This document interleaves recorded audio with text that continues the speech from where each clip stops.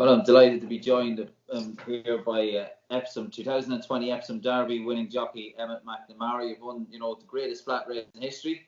First of all, Emmet, congratulations. At this stage, we all know about the race, and obviously your win has been well publicised, and rightly so.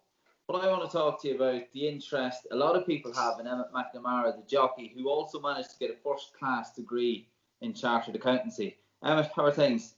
Yeah, thanks a million, Paul. Yeah, it's been a kind of whirlwind few weeks, really, I suppose, since the race, and it's just been fantastic. Got loads of messages from kind of all around the world, and just, I suppose, the response has been fantastic for kind of both myself and my family. So got a real kick out of it, and back to talking about education and concentrating on it a small bit then as well in my spare time around the race and still at the moment. So yeah, all is good. And Emmet, first of all, what triggered the idea of you going back to education? So basically I wasn't too bad in school, thank God, and I was doing accountancy for my leaving. It was something I was interested in. I found it kind of came fairly naturally to me. There was an opportunity to do a night course in Griffith, which was going to fit, I thought, really well with kind of racing. In the evenings, any night I wasn't going to be racing, I was going to be able to go to college, and I was going to finish work in the mornings around 12:30 and that. So the whole thing was kind of a good fit, and it was something I wanted to do before I was kind of hanging up my boots and having to get into education at that point in my life. I wanted to get something done now while I'm kind of young and free and that kind of thing, and don't have any houses or kids or anything like that running around. So it was something I wanted to do, get it done and have it in my back pocket for when I kind of do hang up my boots at some point in the future. And you said, Emmet, you went to Griffith College, which is in Dublin. You're based in Tipperary, so you would have been commuting from Tipperary to Dublin, to and from, at least 2 or 3 times a week. How difficult was that? Yeah, I suppose the commute wasn't too bad. I had kind of lots of friends in Kildare through racing and that kind of thing, so I used to often stop on the way up the road, and on the way down some nights I'd stay the night there. I was finished at 12:30 every single day, and I'd often get an hour of sleep maybe or that before I'd head up the road to Dublin for lectures kind of at 6 o'clock. So the whole thing kind of fitted in fairly well. A couple of nights I was a little bit tired, or I felt it a little bit rough coming down the road, but in general I really enjoyed my time up there, met a lot of nice people, and it's an experience I'm glad that I was able to go and have, and I must say I don't have any regrets. Good stuff. And going back to education, what within the horse racing industry, what organisations, who are the people who have been most instrumental in the conversations with you returning to education? Yeah, I suppose I probably wouldn't have gone back at all if it wasn't kind of for the help and support basically from Helen O'Sullivan and Frank Moran of the Irish Jockeys Trust. They were really approachable, very easy to talk to, very supportive of me going back, and Horse Racing Ireland through Patrick Ryan run a back to education and training programme as well that I was able to avail of. It's available for anyone in the horse racing or the breeding industry, no matter what way they're involved in, as far as I'm aware, to get back into some kind of education or further training and upskilling if it's something that they'd like to do. And like I said, I found them very approachable, very supportive, and I probably wouldn't have been able to get back as kind of seamlessly if it wasn't for them. So massively grateful for all their support over the years. And do you find within the weigh room, have many jockeys talked to you about going back to education or indeed their own personal development?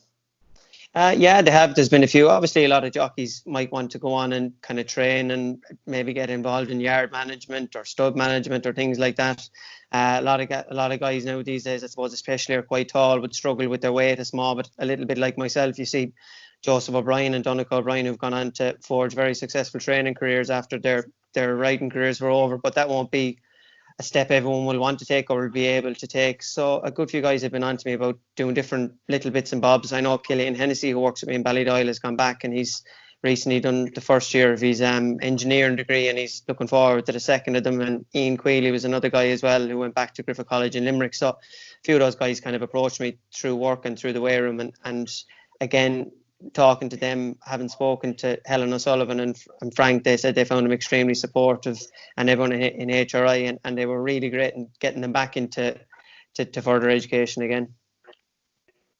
And kind of going back, because there are so many avenues. It's not just college isn't for everybody, but certainly around the age of 25, you would want to be thinking, with horse racing industry, I know the longevity of a flat jockey can go on a little bit longer than that of a national hunt, but by 25, if things aren't happening, it's pretty much time, there's still the option there of college or retraining. Yeah, no, 100%. And it was kind of, I suppose I was around that age when I look back into it as well. I was kind of around 24. Things were going a little bit quiet from the racing kind of side of things in the evening. I had a little bit of spare time. I wanted to use it constructively, and there was the opportunity to go back and start studying in Griffith. I took it. I don't have any regrets. At times it felt like it was going quite slowly, but now that I've had the opportunity to look back at it, it actually flew. And I suppose the only thing I would say to someone, if they want to go back and do it, make sure it's something that they really want to do. While I did have the time to do it, it's something you have to put your whole effort into if you want to continue to have a career in racing as well alongside it. So make sure it's something that you want to do. But a lot of people at probably 17 or 18 are a bit maybe younger and a bit more immature. They're not 100% sure what they want, and it mightn't be for them then. But I know at 24 or 5, I knew it was something that I really wanted to do, and I was able to go back and give it a good go then at that stage. And for yourself, Emmet, was it just the accountancy that excited you or attracted you to college? Or was there any other modules? Yeah, there was, like, with the finance and accounting degree, there was a bit of finance, there was a bit of economics, a bit of business, a bit of law. There was kind of everything thrown in, and I find that kind of type of thing interesting. I'm not sure everyone will. There's different types of courses you can go and embark on, but that was the one that suited me. It might sound a little bit boring for a lot of people, but I enjoyed it. I find it very relevant, and just even to be able to pick up the newspaper or, your pay slips or deal with your accountant every year, I found the information to be all kind of really relevant and helpful in kind of everyday life, as well as kind of a career afterwards too. And Emmet, you touched on you going from accountancy to law to winning the Epsom Derby. And can you compare the feeling of winning the Epsom Derby with your graduation, or indeed the day that you got your final results of your first class honours? Because to be fair, that's no mean achievement either.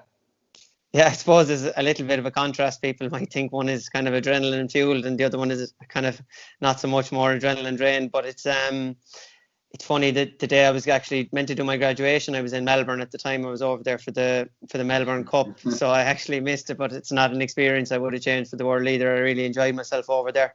But I suppose just a feeling of satisfaction. It had been building up for a few years. So the day you get your results, you obviously get a sense of satisfaction, or, no more than winning the Derby in Epsom. You're riding for a good number of years to win a race like that. You just get a sense of satisfaction as the overriding feeling, really.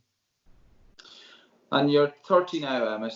Where would you see yourself, like, say, forward, planning in 5 or 10 years down the road when you're 35 or 40? Yeah, look, well, it's always kind of been my plan to ride for as long as I can continue to ride my way. It's not too bad at the moment. And luckily, I've had a fantastic year this year, and I've got some brilliant opportunities. Hopefully they'll continue to come. And I'd like to think I'll still be riding at 40, but at least if I'm not, I'll have used the last few years to get myself on the road to doing something else. But as I said, the plan at the moment is to continue to ride for as long as I possibly can, but that at least when that day comes, when I can't do that, I'll be able to possibly jump into something else straight away rather than having to think about it then. And finally, Emmet, can you just tell everyone how important personal development is to you as a jockey in preparation for that day when you do decide to hang up your race riding boots? And how much do you think, in your opinion, will that help with the transition? Yeah, hopefully it should prove extremely helpful. As I said, hopefully it'll be kind of seamless when I do finish riding, that I might be able to jump into something kind of straight away. 10 years or whatever length of period of time is a long time away, so I don't know exactly what I'm going to end up doing when I can't ride anymore. But it's nice to put some kind of the structures in place that I might be able to move on to something. And I suppose even just kind of while you're riding, to be able to do something else, like go to college or something like that, if you're going through a lean time rides wise or something like that, it takes your mind off it. You can concentrate on your college side of things, or your upskilling while things are quiet and racing. And it's very easy if things get busy again to kind of put the college to one side. You can do the two side by side. You can commit to the both of them, and you can get through without one encroaching on the other. So and I've been lucky to be able to do that.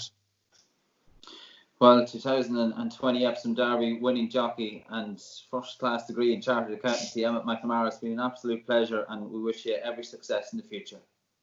Perfect. Thanks very much, Paul.